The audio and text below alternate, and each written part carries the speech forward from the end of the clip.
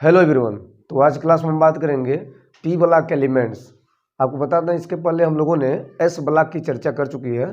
तो अगर आप अभी तक एस ब्लॉक वाला वीडियो नहीं देखा है तो आप डिस्क्रिप्शन में जाएं, वहाँ लिंक मिलेगा जहाँ से आप वीडियो देख सकते हैं। काफ़ी ज़्यादा आपको हेल्प मिलेगा एस ब्लॉक को पढ़ने के बाद। और फाइनली हम आ चुके हैं पी ब्लॉक, इसके बाद अभी डी ब्लॉक और एफ ब्लॉक।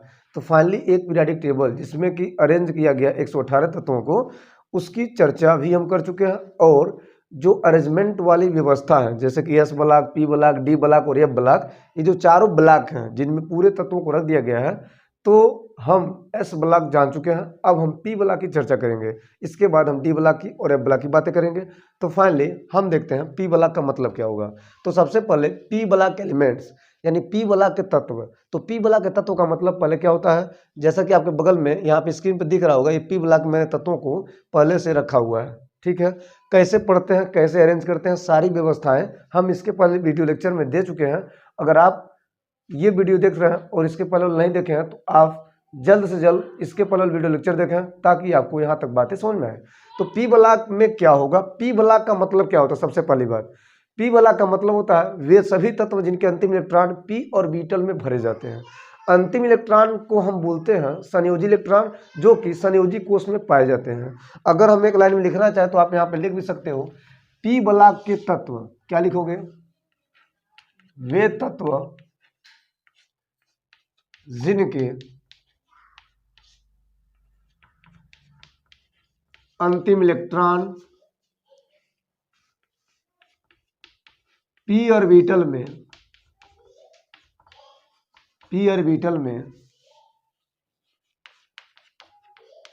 भरे जाते हैं, पी ब्लॉक एलिमेंट कहलाते हैं, पी ब्लॉक के तत्व कहलाते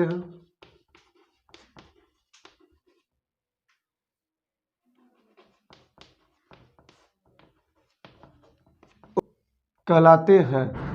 यस, तो पी ब्लॉक का मतलब क्या होगा, पी ब्लॉक का मतलब होगा, पी ब्लॉक एलिमेंट का मतलब होगा वे सभी तत्व जिनके अंतिम इलेक्ट्रॉन कहाँ भरते हैं, पी ऑर्बिटल में भरते हैं। क्लियर है। तो इसमें कोई लॉजिक नहीं, बड़ा सिंपल है। अब इन तत्वों का क्या मतलब है और इनमें किसको हम क्या कहेंगे, और यहाँ पे सबसे गजब बात, इनकी प्रॉपर्टीज का क्या मतलब होगा। पूरी चर्चा हमको प्रॉपर्टीज पे ही करनी है, जितना समय लगेगा प्रॉपर्टीज पे लगेगा। कुछ कुछ बातें छूट भी सकती है क्योंकि इसका चैप्टर दिया हुआ है 11th की क्लास में और कुछ बाकी की चीजें 12th की क्लास में दिया हुआ है। यस, तो ये क्लासिफिकेशन ऑफ एलिमेंट के अंतर्गत ये जो आपको बताया जा रहा है, यहाँ से और चैप्टर से थोड़ा सा अंतर जरूर होता है, लेकिन जो स्टार्टिंग है या जो बेसिक चीजें हैं वो आपको यही सेम चीजें मिलेगा। क्लियर है। ओके, तो यहाँ पे ये होता है, इसका जो नंबरिंग करेंगे तो ये होता है थर्ड ए। क्लियर। अच्छा, इसका क्या होता है, ये होता है फोर्थ ए प्राचीन नाम के हिसाब से, इसको बोलते हैं फिफ्थ ए, ये होता है 6 ए, ये होता है 7 ए। क्लियर है। और इसको बोलते हैं जीरो ग्रुप, क्या बोलते हैं, जीरो ग्रुप। इस 8 वाले ग्रुप को हम जीरो ग्रुप बोलते हैं और जीरो के पीछे लॉजिक है, क्योंकि जीरो ग्रुप का मतलब होता है ये जो तत्व होते हैं, जितने भी ये तत्व होते हैं, इनको इनर्ट गैसें भी कहा गया, अक्रिय गैसें कहा गया, और साथ ही साथ इनकी जो बैलेंस होती है पूरा पूरा कंप्लीट होता है। क्लियर। ओके, अब यहाँ पे समझने वाली बात क्या है कि आज के समय में इसका जो नामकरण दिया गया, यह 13 करके दिया गया है, यह 14 नंबर पे है, ये 15वां ग्रुप है, और ये 16वां, ये क्या है 17वां, और ये है 18वां। तो आज के समय का ये नामकरण है। यानी कि थर्ड ए से लेकर के जीरो ग्रुप तक, 8A तक जितने भी आपको ग्रुप दिखेंगे, ये सब के सब ग्रुप क्या कहलाएंगे, पी ब्लॉक के तत्व कहलाएंगे। इन ग्रुप में जितने भी तत्व सब पी ब्लॉक के तत्व कहलाते हैं। क्लियर है। अर्थात 13 से लेकर के 18 तक, यानी कि 1 2 3 4 5 6, ये 6 ऐसे ग्रुप हैं जो कि पी ब्लॉक के अंतर्गत आते हैं। ओके, अब यहाँ पे समझने वाली बात क्या है, अब यहाँ पे इसकी हम प्रॉपर्टीज की बात करते हैं, एक एक बातों की बारे में चर्चा करेंगे। तो सबसे पहले हम प्रॉपर्टीज में क्या देखेंगे, प्रॉपर्टीज दैट मीन्स गुणों की व्याख्या हम करेंगे। तो पहली प्रॉपर्टीज क्या होगा, तो सबसे पहले हम फर्स्ट प्रॉपर्टीज की बात करते हैं। तो फर्स्ट प्रॉपर्टीज जिसमें हम सबसे पहले देखेंगे, सबसे जबरदस्त, विच इज इलेक्ट्रॉनिक कॉन्फ़िगरेशन, यानी कि इलेक्ट्रॉनिक विन्यास। इलेक्ट्रॉनिक विन्यास में इसके वैलेंस सेल का इलेक्ट्रॉनिक विन्यास, संयोजी कोष का इलेक्ट्रॉनिक विन्यास, जिसे हम जनरल इलेक्ट्रॉनिक कॉन्फ़िगरेशन कहेंगे। राइट, यस, तो क्या लिखोगे? Hello hello. इसका सामान्य इलेक्ट्रॉनिक विन्यास या इसके संयोजी कोष का, इसके संयोजी कोष का इलेक्ट्रॉनिक विन्यास क्या होता है? विचार करें। NS2 NP126 होता है। ये समझने वाली बात है। NS2 NP126 होता है। तो बच्चे इसी में घबराते हैं, तो इसका क्या मतलब है? हम पूरी चर्चा करते हैं। इसके संयोजी कोष का इलेक्ट्रॉनिक विन्यास NS2 NP एंड P पे 126 होता है। ज्यादा घबराने का नहीं।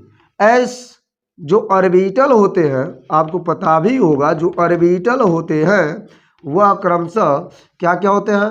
S P D और F होते हैं, राइट। अब S में अधिकतम कितने इलेक्ट्रॉन? 2, P में कितने? 6, D में कितने? 10 और M में कितने?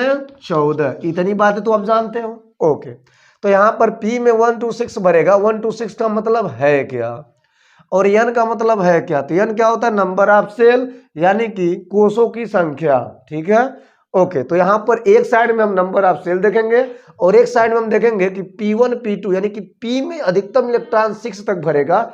ध्यान रहे, इसीलिए साफ शब्द देखो कितना शानदार व्यवस्था है।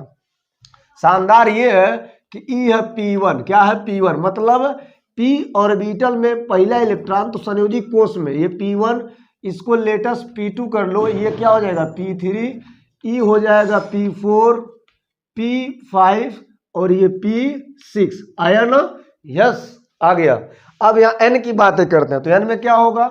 अच्छा, ये पहला है N का मान, उसमें 1 भरेंगे, इसमें क्या भरेंगे? N का मान क्या हो जाएगा? N का मान इसमें हो जाएगा 2। हेलो, N का मान 3, N का मान 4, N का मान 5, N का मान 6, N का मान 7। ये बातें आपको क्लियर है? अगर आप इतनी बातें क्लियर हो जाती है, अगर आपको इतनी बातें स्पष्ट हो जाती है, तो मुझे नहीं लगता है कि किसी भी तत्व का इलेक्ट्रॉनिक विन्यास करने में दिक्कत होगा।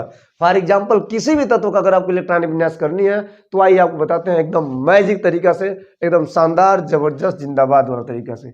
यस, तो सपोज यहां पर किसी का भी ले लो, जैसे मान लो कार्बन का इलेक्ट्रॉनिक विन्यास करना है, सपोज। हेलो, किसका करना है? कार्बन का। तो क्या करोगे? हेलो, कार्बन का मतलब होता है 6 नंबर पे होता है और इसकी इलेक्ट्रॉनिक विन्यास करनी है, तो इसमें कुछ न कीजिए, यहां पर आप इसका ये बैलेंस देख लीजिए। NS2 NP क्या होगा? NP12 क्या होगा? 6 होगा। 12 क्या होगा? 6 होगा। अब N का मतलब क्या होगा? कार्बन। पकड़िए तो जरा, कार्बन जो होगा, जो कार्बन होगा वह N का मान कितना है? 2 है। तो यहाँ क्या भरेंगे? 2, S पे 2। क्लियर हुआ? फिर N का मान क्या भरेंगे? 2। और P पे चर्चा करें जरा, P पे कितना भरेंगे? P में P1 P2 P3 P4 P5 P6। तो P में क्या आ जाएगा? P2। कार्बन पकड़ो, क्या आ रहा है? P2। तो यहाँ लिखेंगे P2। ये है संयोजी कोष का इलेक्ट्रॉनिक विन्यास। क्लियर है? ओके, गणना कर लें। अगर आप हकीकत में देखोगे तो कार्बन का इलेक्ट्रॉनिक विन्यास क्या होता था? 6 नंबर, तो 1s2 2s2 2p क्या होता था? 2p2।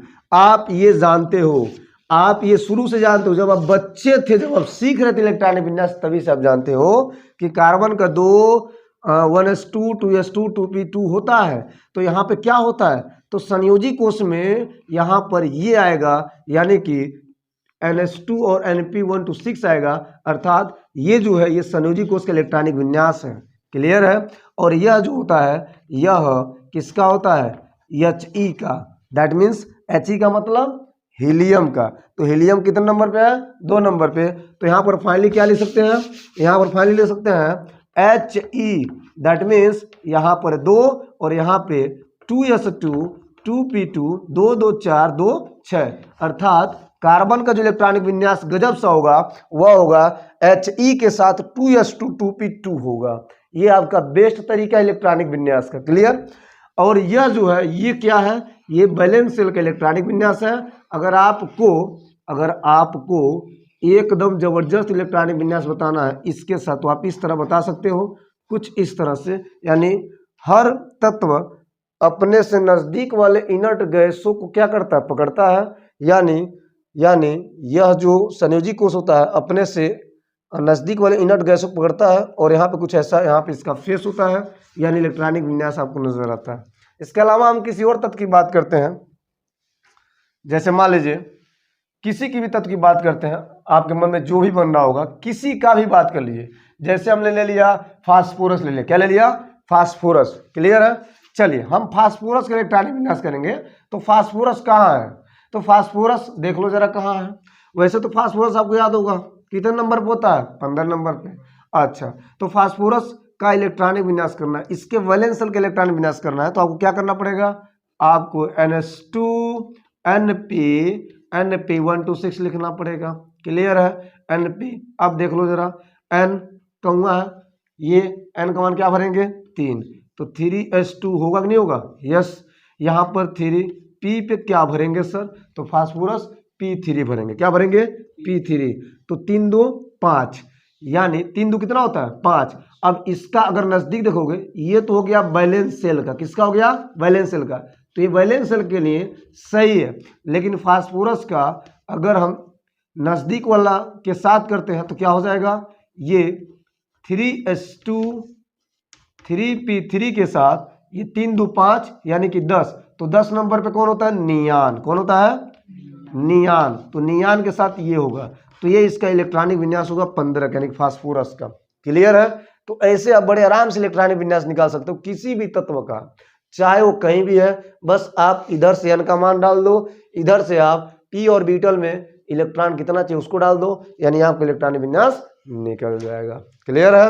ओके, तो यहाँ तक क्लियर है, पूरी बातें स्पष्ट है, नोट कर लें, स्क्रीनशॉट लें, आगे बढ़ते हैं, अगले प्रॉपर्टी की बात करते हैं। अगला प्रॉपर्टी क्या होगा, चलिए अगर हम दूसरे प्रॉपर्टी की बात करते हैं तो दूसरा प्रॉपर्टी क्या होगा, दूसरा प्रॉपर्टी होता है p ब्लॉक तत्व में, p ब्लॉक तत्व में मेटल, नॉन मेटल एंड मेटलाइट्स होते हैं। विचार करेंगे, मैंने क्या बोला, p ब्लॉक तत्व में मेटल, नॉन मेटल, मेटलाइट्स होते हैं, यानी तीनों प्रकार के धातु, अधातु और उपधातु होते हैं। इसका क्या मतलब होता है, बहुत सुंदर विचार है, बहुत अच्छी बात है। ओके, तो अगर हम मेटल की बात करते हैं तो मेटल में क्या होगा, एल्युमिनियम हो गया, गैलियम हो गया, यस, इंडियम, एसएन हो गया, ये सब के सब क्या है, मेटल है। तो मैंने क्या बोला, पी ब्लॉक में एक अलग विशेषता है, वहीं एस ब्लॉक में क्या था, एस ब्लॉक में 2 ग्रुप थे, तो एस ब्लॉक में सबसे अधिक क्या पाए गए थे, मेटल पाए गए थे। हाइड्रोजन केवल एक गैस था, 2 ठो नीचे वाला रेडियोएक्टिव था, फ्रेंसियम और रेडियम। लेकिन यहाँ पे पी ब्लॉक में आपको तमाम प्रकार के गुण आपको देखने को मिलेगा, साथ ही साथ गैस भी देखने को मिलेगा, ऑक्री गैस देखने को मिलेगा, तमाम प्रकार के प्रॉपर्टी आपको नजर आ रहा है। तो यहाँ पर आपको क्या दिख रहा है, मेटल में एल्युमिनियम, गैलियम, इंडियम, यहाँ पर एसएन हो गया, तो ये सब क्या है, मेटल है। अगर हम नॉन मेटल की बात करते हैं तो नॉन मेटल में क्या होगा, सल्फर हो गया, नाइट्रोजन गैस है फिर भी वो नॉन मेटल है, ऑक्सीजन हो गया, यस, इसके अलावा क्लोरीन हो गया, फ्लोरीन हो गया, ये सब क्या है, नॉन मेटल है। अगर हम बात करते हैं मेटलाइट्स को लेकर के, तो मेटलाइट्स में क्या हो जाएगा, यहाँ पे बोरान हो सकता है, सिलिकॉन है, जर्मेनियम आर्सेनिक है, यहाँ पर Sb, ये टेलियम, यहाँ पे ये पीओ हो सकता है। तो ये सब क्या है, यहाँ पे मेटलाइट्स हैं, उपधातु हैं, बड़ा फेमस होता है सिलिकॉन, जर्मेनियम मेटलाइट्स के कंडीशन में। तो यहाँ पे क्या देख रहा है, अगर हम मेटल की बात करते हैं तो मेटल में तमाम आ जाएगा, मेटल में क्या आ जाएगा, एल्युमिनियम आ जाएगा, यस, गैलियम आ जाएगा, यस, यहाँ पे क्या आ जाएगा, आयरन, इंडियम आ जाएगा, एसएन आ जाएगा, यस, टीएल आ जाएगा, ये सब क्या है, मेटल है। अगर हम बात करते हैं नॉन मेटल को लेकर के, तो नॉन मेटल में क्या होगा, नॉन मेटल में क्या दिख रहा है आपको, नाइट्रोजन है, सल्फर है, कार्बन है, ऑक्सीजन है, यस, जितना ही बात करो उतना ही कम होगा, क्लोरीन ले लें, ब्रोमीन ले लें, आयोडीन ले लें, ये सब के सब क्या है, जितने गैस वो भी सब क्या है, नॉन मेटल है। अच्छा, मेटलाइट्स की बात करते हैं, उपधातु की बात करते हैं, मेटलाइट्स, तो मेटलाइट्स में क्या देख रहे हैं आप, तो मेटलाइट्स में ये सिलिकॉन, जर्मेनियम, यस, इसके अलावा आर्सेनिक, ये सब क्या है, मेटलाइट्स हैं।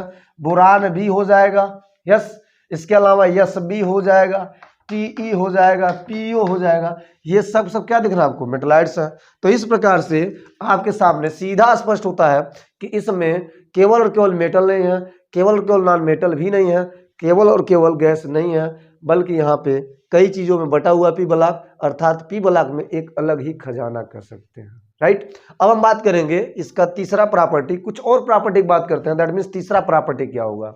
चलिए, अगर हम इसके आयनन ऊर्जा की बात करते हैं, आयनन एंथैल्पी की बात करते हैं, तो क्या होगा, यहां तक नोट करें, यस, क्लियर है, ओके।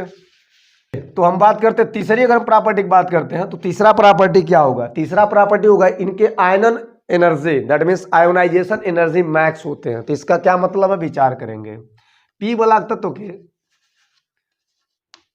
इनके आयोनाइजेशन एनर्जी, या डायरेक्ट हम लिखते हैं आयनन ऊर्जा, आयोनाइजेशन एनर्जी क्या होता है, मैक्स होता है। क्या होता है, मैक्स होता है, यानी कि हाई होता है। विचार करिएगा जरा, पी ब्लॉक तत्वों के आयनन ऊर्जा क्या होता है, मैक्स होता है। अब आयनन ऊर्जा क्या होता है, विचार करें। तो आयनन ऊर्जा का मतलब होता है एक प्रकार का एक्सटर्नल एनर्जी होता है, दैट मीन्स किसी तत्व के परमाणु के नाभिक से दूर किसी सेल में उपस्थित इलेक्ट्रॉनों को जब हमको ट्रांसफर करनी होती है, अर्थात इलेक्ट्रॉनों को हटानी होती है, तो इलेक्ट्रॉनों को बाहर निकालने के लिए एक्सटर्नल एनर्जी जितना दी जाती है, यह आयोनाइजेशन एनर्जी होता है। तो कहने का तात्पर्य होगा कि यहाँ पर एक आयनन ऊर्जा डिपेंड होता है उसके एटॉमिक साइज पर। आप अभी देखे थे कि जो आयोनाइजेशन एनर्जी होता है, अगर हम इसकी बात करते हैं तो यह इनवर्सली प्रोपोर्शनल होता है 1 एटॉमिक साइज के। किसके होता है, एटॉमिक साइज, यानी किसी तत्व के लिए अगर एटॉमिक साइज बढ़ता है, हेलो, किसी तत्व का अगर एटॉमिक साइज बढ़ता है तो आयनन ऊर्जा क्या होता है, घटता है, यस। और आयनन ऊर्जा एटॉमिक साइज पे डिपेंड होगा। अगर एटॉमिक साइज बढ़ेगा तो आयनन ऊर्जा घटेगा, अगर एटॉमिक साइज घटेगा तो आयनन ऊर्जा बढ़ेगा। लॉजिक ये है कि यहाँ पर जो बाहर से दी जाने वाली ऊर्जा, अगर इलेक्ट्रॉन नाभिक से दूर है तो वो आसानी से बाहर निकल जाएगा, अगर इलेक्ट्रॉन नाभिक से नजदीक है तो नाभिक के द्वारा आकर्षण बल द्वारा वो चिपका रहेगा, अर्थात आपको एनर्जी बढ़ानी पड़ेगी, बाहर से आपका वार बढ़ाना पड़ेगा, बाहर से आपका आक्रमण बढ़ाना पड़ेगा, तब जाकर कोई इलेक्ट्रॉन वहां से मुक्त होगा। क्लियर है। तो ये होता है एक आयनाइजेशन एनर्जी, ये होता है एक आयनन विभव, ये होता है एक आयनन ऊर्जा, राइट। तो यहाँ पर जो आयनन ऊर्जा होता है, पी ब्लॉक में जितने भी एलिमेंट होते हैं उनकी आयनन ऊर्जा मैक्स होती है, इलेक्ट्रॉन लब्धि उच्च होता है। क्लियर। अगर हम बात करते हैं यहाँ पे इनके ऑक्साइड और हाइड्राइड को लेकर के, तो इनके जो ऑक्साइड होते हैं, इनके जो हाइड्राइड होते हैं, ऑक्साइड का मतलब क्या होता है, जैसे कि हम किसी की बात करते हैं सिलिकॉन ऑक्साइड Si, यहाँ पे देख लो चौथी प्रॉपर्टी क्या है, ऑक्साइड एवं hydride, oxide and hydride, yes. इनके जो ऑक्साइड और हाइड्राइड होते हैं वह अम्लीय और क्षारीय दोनों प्रकृति की होती है। मैंने क्या बोला, इनके ऑक्साइड और हाइड्राइड क्या होते हैं, क्षारीय और अम्लीय, बात तो ये ना, यस। मैंने ये बोला इनके ऑक्साइड एवं हाइड्राइड जो होते हैं वह दोनों को दोनों अम्लीय और क्षारीय होते हैं, यानी कि अम्लीय और क्षारीय प्रकृति की होती है। मैंने क्या बोला, इनके ऑक्साइड एवं हाइड्राइड अम्लीय और क्षारीय प्रकृति की होती हैं। अगर हम ऑक्साइड की बात करते हैं तो CO2 कार्बन डाइऑक्साइड हो सकता है, यहाँ पे क्या होगा, यहाँ पे SiO2 हो सकता है, सिलिकॉन ऑक्साइड हो सकता है, यस। हेलो, मैंने क्या बोला, SO2 सल्फर डाइऑक्साइड हो सकता है। तो इस प्रकार से आप जो भी देख रहे हो ये ऑक्साइड होता है। अगर हम हाइड्राइड की बात करते हैं तो हाइड्राइड में क्या होगा, जैसे मैंने ले लिया NH3, यह एक प्रकार का नाइट्रोजन का हाइड्राइड है, क्लियर है, जिसे हम अमोनिया का नाम देते हैं, क्लियर है। तो यहाँ पे जो हाइड्राइड होता है या जो ऑक्साइड होता है, ये सब के सब अम्लीय और क्षारीय, मतलब दोनों नेचर देता है, आप ऐसे बोल सकते हो, अम्लीय भी देता है और क्षारीय भी देता है, क्लियर है। तो ये रहा एक प्रॉपर्टीज में ऑक्साइड और हाइड्राइड का मतलब, आयोनाइजेशन एनर्जी का मतलब। अब हम देख रहे हैं कि यहाँ पर इनकी ऑक्सीकरण संख्या, और साथ ही साथ एक गजब बात और इसमें आपसे करनी है कि पी बला के जो तत्व होते हैं ये धन विद्युती तत्व और ऋण विद्युती तत्व दोनों प्रकार के नेचर देते हैं, यानी इनमें विद्युत धनात्मकता और विद्युत ऋणात्मकता दोनों प्रकार के गुण पाए जाते हैं, इलेक्ट्रोनिगेटिविटी और इलेक्ट्रोपॉजिटिविटी पाई जाती है। साथ ही साथ ये कोवैलेंट बॉन्ड को दर्शाते हैं। इनमें कुछ ऐसे तत्व हैं, ये कोवैलेंट बॉन्डिंग को बताते हैं। कैसे होता है जरा उसको विचार करेंगे। चलिए, अगर हम पांचवी प्रॉपर्टी की बात करते हैं तो पांचवी प्रॉपर्टी में क्या देखेंगे, इलेक्ट्रोपॉजिटिविटी यानी इलेक्ट्रोनिगेटिविटी। तो इलेक्ट्रोनिगेटिविटी में तमाम तत्व होते हैं, जैसे कि फ्लोरीन हो गया, क्लोरीन हो गया, ऑक्सीजन, ब्रोमीन, आयोडीन, ये सब इलेक्ट्रोनिगेटिविटी होते हैं जो कि विद्युत ऋणात्मकता नेचर देते हैं, यानी कि इलेक्ट्रॉन ग्रहण करने की क्षमता रखते हैं। यस, और इनमें पॉजिटिविटी की बात करते हैं तो यहाँ पे एल्युमिनियम, गैलियम, बोरान, ऐसे जो तत्व होते हैं सब क्या होते हैं, ये पॉजिटिविटी यानी कि विद्युत धनात्मकता को बताते हैं। तो पी बलाक में विद्युत धनात्मकता भी होता है, विद्युत ऋणात्मकता भी होता है। तो पी बलाक तत्व में विद्युत ऋणात्मक तत्व भी सम्मिलित होते हैं। ये आप इसमें लिखोगे, क्या लिखोगे, पी बलाक तत्व में, पी बलाक तत्व में, पी बलाक तत्व में विद्युत धनात्मक तथा विद्युत ऋणात्मक दोनों प्रकार के तत्व होते हैं। तत्व सम्मिलित हैं। यस, मैंने क्या बोला, पी बलाक तत्व में, पी बलाक एलिमेंट में विद्युत धनात्मक तथा विद्युत ऋणात्मक दोनों प्रकार के तत्व सम्मिलित हैं। अर्थात यहाँ पे बोल सकते हैं कि यहाँ पे एल्युमिनियम पे क्या होता है, प्लस का पॉजिटिव होता है, एल्युमिनियम क्या होता है, प्लस का पॉजिटिव, प्लस का 3 होता है। यस, इसके अलावा यहाँ पे जो आपको चौथा दिख रहा है तो ये प्लस वाला भी नेचर देता है, माइनस वाला भी नेचर देता है, लेकिन हम इसके इधर जाते हैं तो यहाँ पे इलेक्ट्रॉन लेने की क्षमता बढ़ती जाती है। और आपको याद होगा शायद यहाँ पे फ्लोरीन पे इलेक्ट्रोनिगेटिविटी ये माना जाता है, तो इलेक्ट्रोनिगेटिविटी ग्रुप होता है, तो फ्लोरीन हाई इलेक्ट्रोनिगेटिविटी एलिमेंट होता है। इसके साथ साथ क्लोरीन है, ऑक्सीजन है, नाइट्रोजन भी है। तो आपको याद होगा ये पॉजिटिविटी को बताता है, ये बताता है पॉजिटिविटी को। यस, अगर हम बात करते हैं यहीं पे फ्लोरीन, ऑक्सीजन, नाइट्रोजन या क्लोरीन की बात करते हैं तो ये फोन वाला जो बातें हैं, फोन का मतलब फ्लोरीन, ऑक्सीजन, नाइट्रोजन, ये होता है मोर इलेक्ट्रोनिगेटिविटी।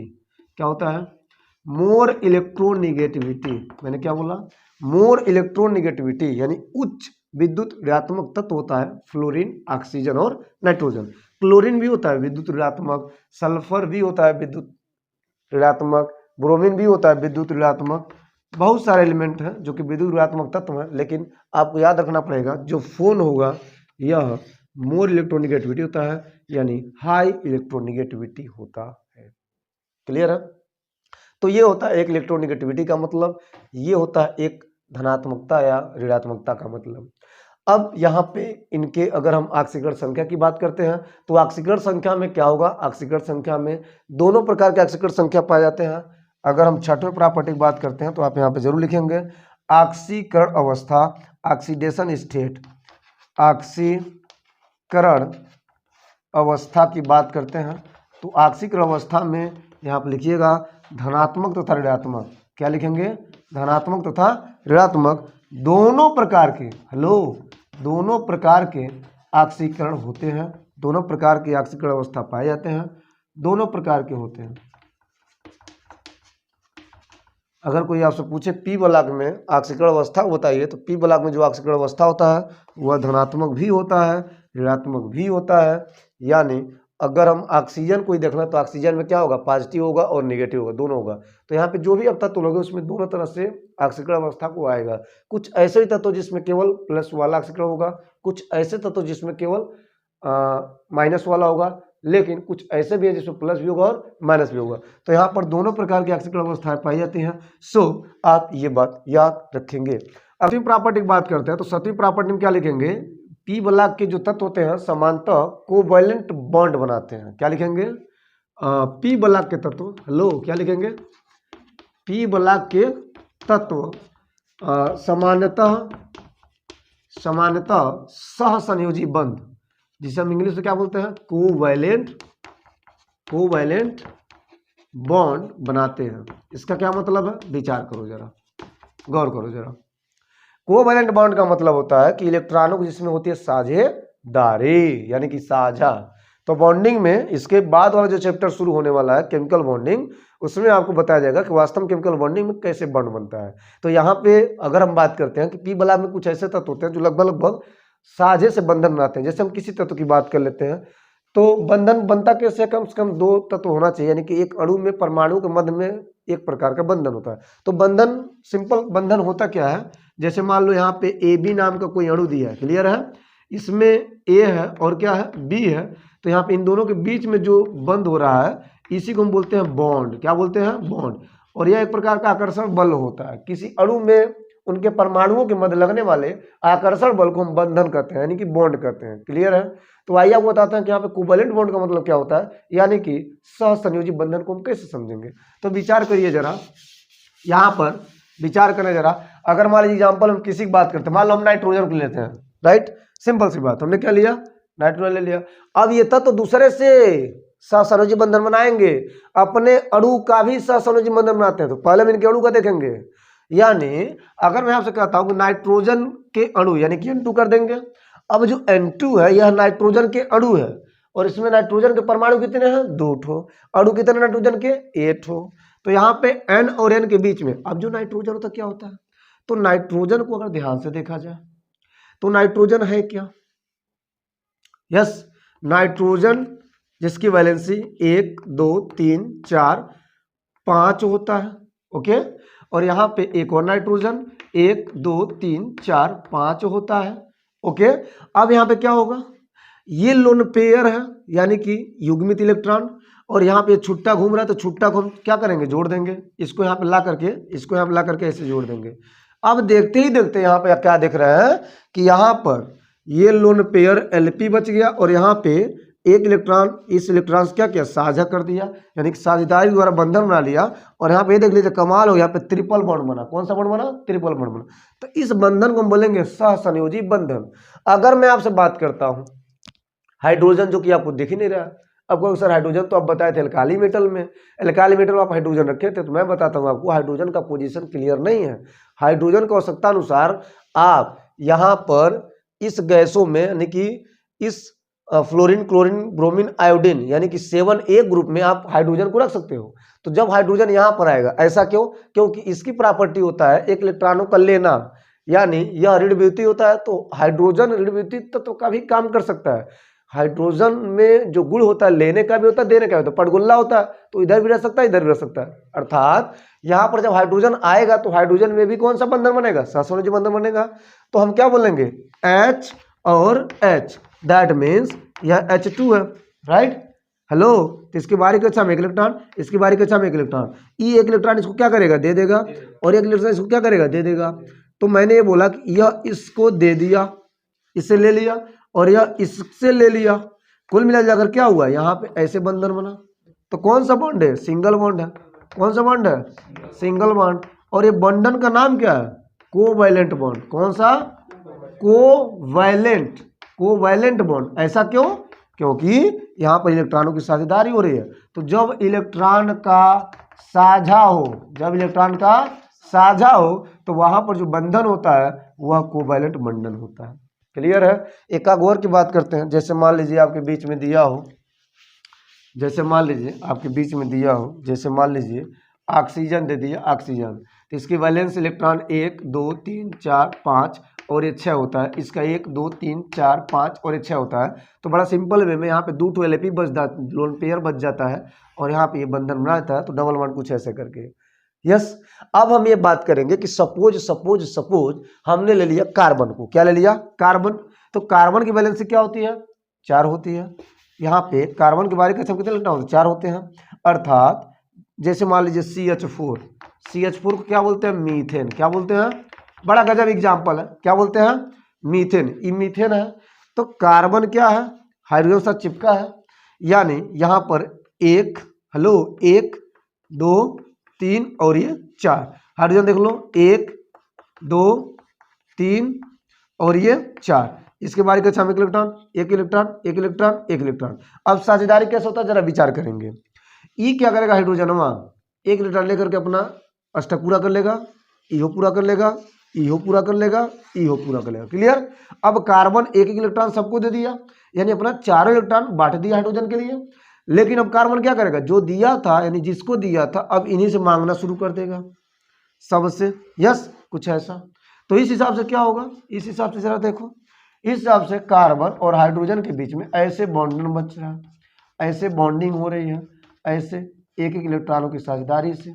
यहाँ पे देख रहे हैं, देख रहे हैं। यस, तो इस प्रकार से आप बोल सकते हो कि यहाँ पर कोवैलेंट बॉन्ड दिख रहा है। तो सर कोवैलेंट बॉन्ड आप कक्षा 10 में ही पढ़ चुके हो, थोड़ी मोड़ी बातें आप कक्षा 10 में किए हैं। यस, कोवैलेंट बॉन्ड को लेकर के। सो यहाँ पर ये होता है एक कोवैलेंट बॉन्ड का मतलब ये पी बला की बहुत जबरदस्त बातें हैं, जो कि सत्यमी बातें हैं। एक और बात होता है इसमें, जो 8वीं प्रॉपर्टी आप लिख लोगे। 8वीं प्रॉपर्टी क्या लिखना है आपको, पी बला के तत्वों में, पी बला के तत्वों में सॉलिड, लिक्विड, गैस, ये तीनों स्टेट जो कि पदार्थ का जनरल स्टेट होता है, विच इज मोस्ट, यानी कि जो मेन स्टेट होता है पदार्थ को तीन ही होता है, ठोस, द्रव, gas, on the basis of the physical state of for any matter. किसी पदार्थ के लिए जो भौतिक अवस्था के आधार पर जो क्लासिफिकेशन होता है वो ठोस, द्रव, गैस ही होता है। यस, तो यहाँ पे ठोस, द्रव, गैस तीनों अवस्थाओं में पी बलाक में तत्व पाए जाते हैं। यस, तो इस प्रकार से ठोस की बात करते हैं तो एल्युमिनियम, ये सब एल्युमिनियम, गैलियम, ये जितने आपको मेटल दिख रहा है सबके सब ठोस है। कुछ गैसीय अवस्था में, कुछ ये नॉन मेटल में आपको दिख रहा है, जैसे फ्लोरीन, क्लोरीन, ऑक्सीजन, नाइट्रोजन, सब क्या गैस है। यस, तो इस प्रकार से आज की जो बातें हैं पूरा पी बलाक में, पी बलाक में जो आपने सीखा है काफ़ी क्लियर है। ये पी बलाक में अगर ध्यान से देखा जाए तो पी बलाक में बहुत ज़्यादा प्रॉपर्टी है, और कुछ कुछ अगर बातें किया जाए तो यहाँ तक बातें आपको काफ़ी ज़्यादा क्लियर है, काफ़ी ज़्यादा पर्याप्त भी है एक पी बलाक को समझने के लिए। अगर आपको और भी ज़्यादा पी बलाक को समझना तो आपको आने वाले क्लास में आपको एक चैप्टर मिलेगा, उसमें हम बताएंगे पूरा डिटेल क्या होगा।